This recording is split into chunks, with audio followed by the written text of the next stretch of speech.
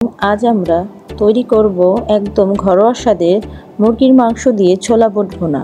সকালের নাস্তা হোক বা বিকেলের খাবার, এই রেসিপি হবে সবার পছন্দের। চলুন শুরু করি।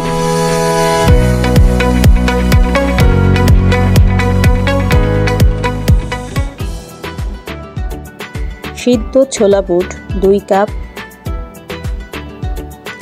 আলু 1/2 কাপ,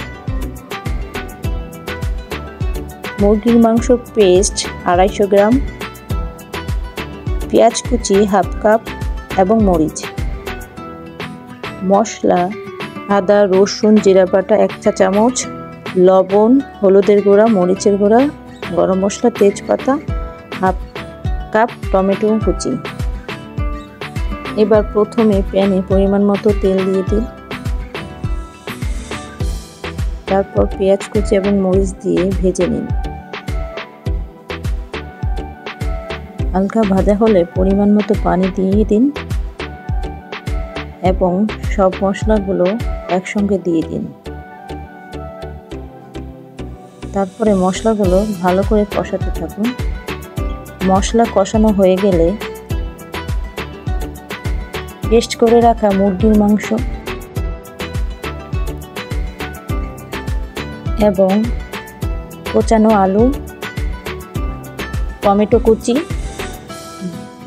সব উপকরণ দিয়ে ভালোভাবে নাড়তে থাকুন। এরপর ঢেকে দিন।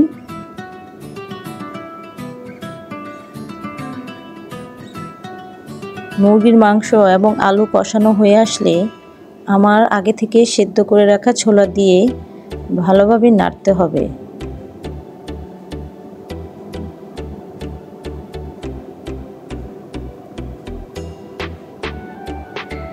তারপর পরিমাণ মতো পানি দিয়ে ঢেকে দিতে হবে।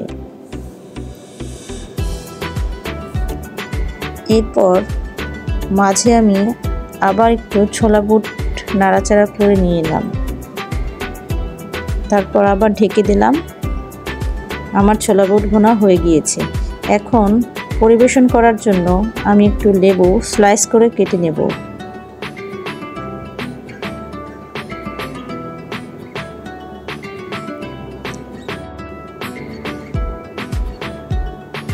একটা ডিম 4 টুকরো করে নিলাম এবং কিছু পুদিনা পাতা, পেঁয়াজের বেরেস্তা। পরিবেশনের জন্য হালকা এই উপকরণ দিয়ে আমি একটু সাজিয়ে নিলাম। এটা ইচ্ছা, আপনারা চাইলে স্কিপ করে যেতে পারেন, যদি ভালো লাগে আপনারা দিতে পারেন।